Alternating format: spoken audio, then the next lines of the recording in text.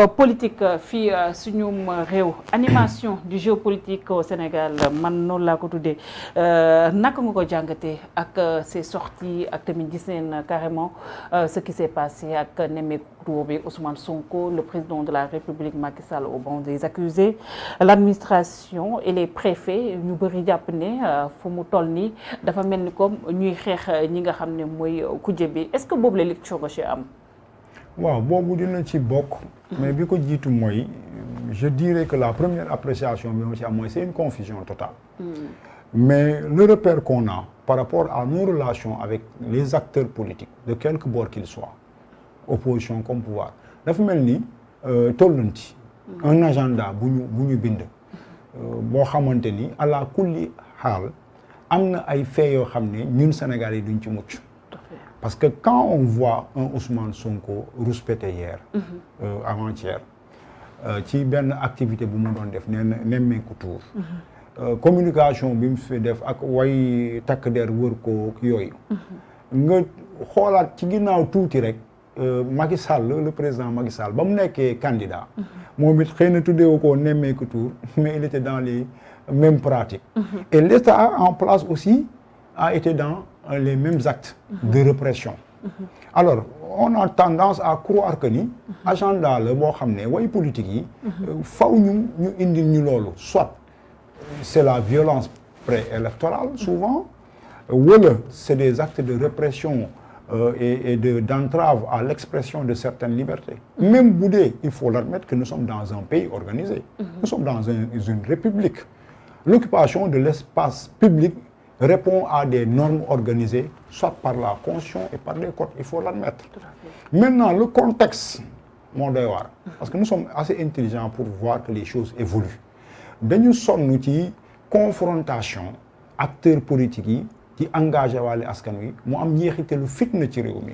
L'État a sa part de responsabilité, parce que ce que nous allons dénoncer par rapport à cette situation, si l'État du Sénégal, dans l'exercice de ses fonctions vraiment régaliennes, appliquer en tout cas ces dispositions ou bien la loi à tous les citoyens sénégalais. Dem Ousmane Sonko xëy na sax du def nemmeeku tur wala du wax. C'est vrai. Mais on se rappelle fan yële ci ginnaaw bi ñuy dem local. bi Barthélémy Dias génnee ni day wër foofu biir Baobab mais police jëppal dafa ñëw téye ko. ñu teg ci ay fan wala ëllëg sa le ministre Diouf Sarr il sort il fait la même chose on lui dit rien et c'est ça qui en réalité. mooy énervé Sénégal yi parce que pratique yooyu pour man yëfu boy la gis nga kilifa ab taxawaay la ab dayoo la waruloo ñàkkal sa bopp fayda ñu lay yàpp di la wax yenn yi waroo ko may nit ñi à moins que nit ñi am nu ñu mel mais yow say doxalin pour ñu respect bi war parce que am na Sénégalais yu intelligent faraluñu kenn contre ñu kenn dunduñu loolu gëmuñu kenn principe yi mooy li ma la wax amul askan la ñuy xeexal amuñu parce que bu askan nekkul ci dëgg dañ koy wax nekkul ci dëgg sans complexe bu nguur gi nekkee ci dëgg def yoon dañ naan nekk na ci dëgg def na yoon lii baax na bu keneen nekkee ci leneen ñu am courage wax ko parce que loolu la yàlla santaane mais li ci njëkk mooy état moo war a jël ay dispositions pour que mu organiser effectivement na muy wóyalee taxawaayam moom ak askan wi moom ak way politique yi ba nga xamante ni parce que tey jii ani seen dialogue politique bi ñu doon def fan yële avant élection présidentielle il y avait un cadre de dialogue il y avait un statut de l'opposition un statut du chef de l'opposition. On n'en parle plus. Voilà, mais c'est des travaux yoo xam ne xëy na bu amoon njeexital tey jii dina am ay dispositions yu ñuy jël qui permettraient que parce que c'est une élite les acteurs politiques ci jamono yi ñu am ni ñuy war a mën a taxawee te du indi fitna du indi lor. beneen bi mooy njeexital bi mu indi souvent ci askan wi man dama gëmatul ay dóorante suñuy diggante parce que pour man la valeur humaine la vie humaine dafa am valeur.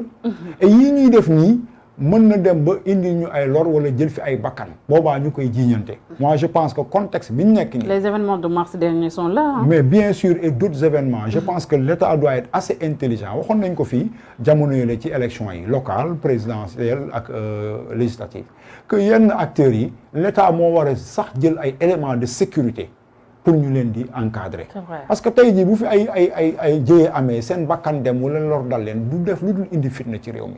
donc quelle que soit l'autorité effectivement de l'État par rapport à cette situation mooy daf leen war a accompagner mais beneen bi mooy mu am doxalin boo xam ne ñëpp ci yem. parce que bu doon dañuy tàmbali ci njëlbeen di yemale ñëpp devant la loi li yoon wax kon coow lii du am mais dañu nekk ak état boo xam ne nim ñu miinal mooy ku farak moom def lu la neex ku farut ak moom mu dal sa kaw. boobaa tout le monde sera obligé de dire que da ngay songu acteurs politiques yi da nga leen di bundu xatal da nga leen di xeex et c'est des faits. Tout à fait.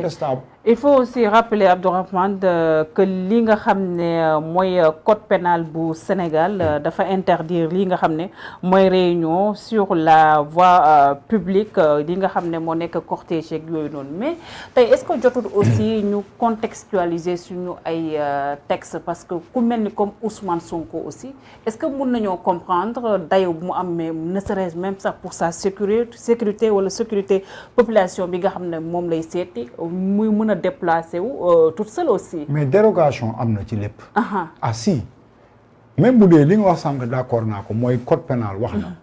constitution wax na code yi doog a wax.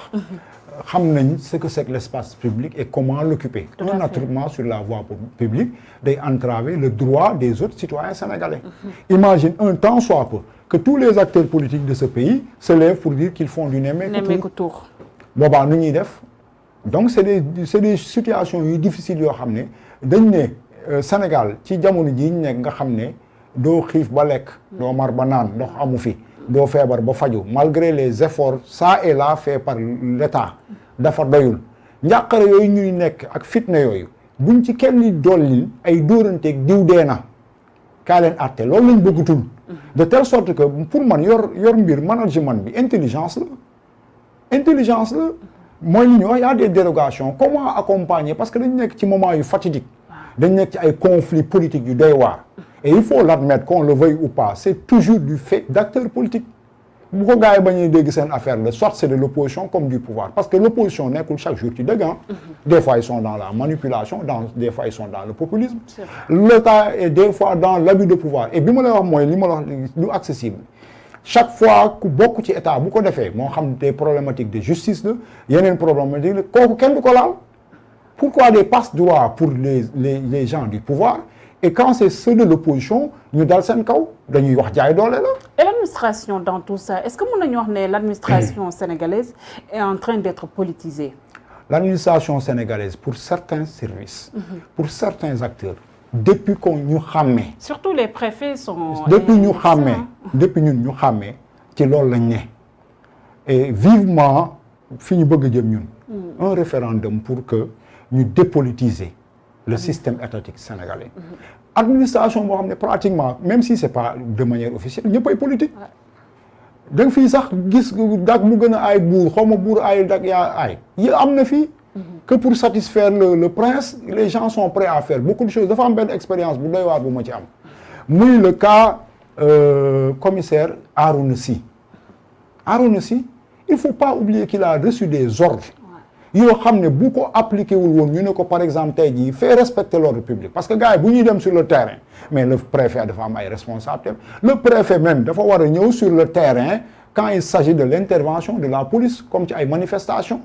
Et pour oublier que dañ koy bind bo waré dem yobbu arme à feu sax dañ koy autoriser boko wuté yobbu dañ la naan bu ko yobbu élément yi dem ak li fa wara am yépp mais ñooñu nga xamné dañ fa nek des fois pour respecter l'ordre public amana buñ deful seen liggéey ñu sanctionner leen et seen liggéey moy à la limite ñun niñ koy gissé moy bundu xatal ak dal ci kaw askan wi l'administration sénégalaise dafa am deux dimensions yu leen sonal du ñëpp nak parce que voilà dafa am lu ñuy dund muy la dimension de la corruption avec la politique politicienne. Il y a une dimension et pour moi, la solution, moi, nous sommes dans un régime qui nous mènera à dépolitiser l'État du Sénégal. Réunion 365 jours sur 365 jours. En tout cas, nous sommes nommés. Nous sommes actifs derrière le président de la République. Et d'ailleurs, il a dit que quand il nomme des directeurs et des ministres, c'est pour qu'ils mouillent le maillot.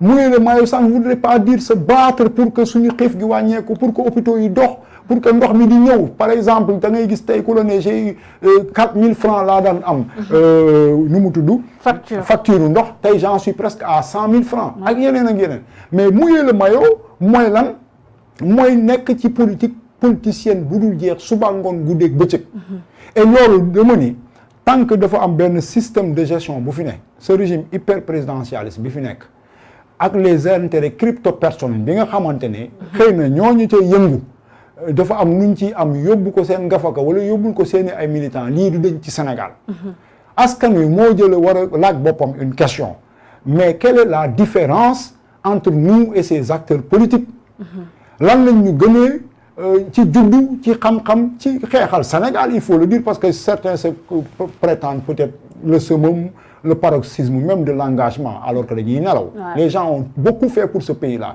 mais la question à se poser mooy bi ñu seetloo ne que bañ juddoo ba tey ñu xàmmee ci Senghor ba tey politiciens ñun ñuy bëgg a rey wax ju bëri théorie mais dans la pratique bu ñu yeggee pouvoir ñooy yées kañ doon xeex ñeneen ñi balaa ñu yegg pouvoir ñooy yées kañuy xeex est-ce que ñun war nañu mën a continuer baisser les bras nangu ne que au Sénégal dans la diaspora et à l'intérieur du pays il y a qu'un groupe de 100 personnes 200 personnes capables de faire marcher ce pays alors que ñoom ña nga leen di gis ña nga ca politique politicienne ña nga ca mensonge ña nga ca détournement de deniers publics ña nga ca lu bon lu nekk la ñuy dénoncer rek pouvoir comme opposition ña nga ca ñooñu ñoo dominer tey fii ay sénégalais ñu bëri ba dee am doole nekk ay nit intelligent ñu ne ñu nee leen muut bu élection jotee rek ñun ñoo capable ñun ñoo mën a yor réew mi ñoo fi gën ñoo leen voté ñu demaat toog loolu moo war a dakk loolu la sénégalais war a fëgg seen dënn ne c'est bien possible pourquoi ces gens-là kese surtout que liñ lay promettre doo ko gis ils sont dans la politique politicienne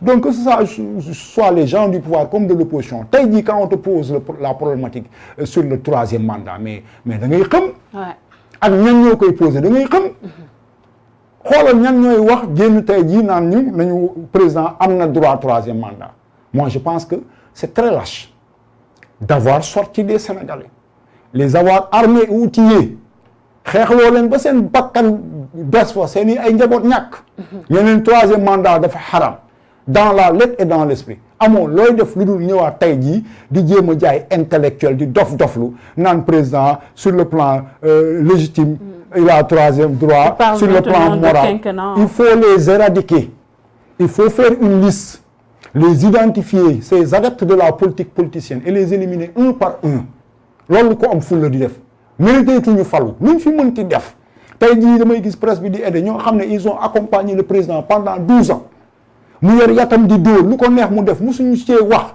lu ñu ñoo ko doon jàppale bañ demee ba leen bëgg amatuñ ko ñu génn na leen rey Macky Sall barki yàlla kii reye que koy tëral pour mu reye ko yées yéen ñëpp la ñuy boole waale. Vous parlez de Mimi Touré? De tout le monde le nom n'est pas important toutes ces pratiques rétrogrades yi nga xam ne dañu jàppee Sénégal yi dof muy Mimi Touré Mary Teuw Niane ak keneen a ca yam ay Maître Moussa Diop dañu fi doon génn di saaga nit ñi bu ñu daan jaay doole fii nekk dans la malgouvernance ku wax génn ñoom ñooy génn ci plateau yi toroxal la saaga la yi tëj nit ñi dinañu def lu leen neex ñu dem ba am seen problème personnel ak le président de la République une presse aidant ngeen bëgg ñëw bëgg ñu def ay dof on dit non duñ ko nangu dafa jeex parce que ba ñuy xeex loolu yaa ngi fi ñaata at la famille au pouvoir ak li mu indi problème Sénégal yëpp musoo wax après joxuñu la poste nga génn c'est que c'est-à-dire parce que benn groupe ñëw. donc cette proposition de loi bi nga xam ne madame Aminata Touré et désolé Abdourahmane maa lay couper la parole mais c'est juste pour vous relancer fas yéene na ko def si table Assemblée nationale da nga jàpp ne voilà c'est juste manipulation pour ne pas dire populisme. moo xam lu mu ci jublu. mais man dama jàpp ne Sénégal bii ñu bëgg ñun ñu néew ñu bëri. nañ góorgóorlu. képp kuñ fi ràññeeti que dañoo jàppee golo li ñu fi daan xeex mosoo koo xeex da ci ànd loolu ñu mën nañ ko indil suñu bopp ces lois là on peut les faire mieux que moom déjà sur le plan législatif il y aura beaucoup de problèmes pour mu jàll au niveau des commissions à l'Assemblée nationale. Pourquoi? C'est compliqué parce que instance ya mu nar a jàll ak yenn disposition du règlement intérieur njortu naa ne parce que gars yi dañu fu ñu la mën a bloquer dina bëri benn ñaar mooy li ma la wax rek ne la ñun ñii mënul ñu indi lu ñu mënul indi suñu bopp. mais est-ce que aussi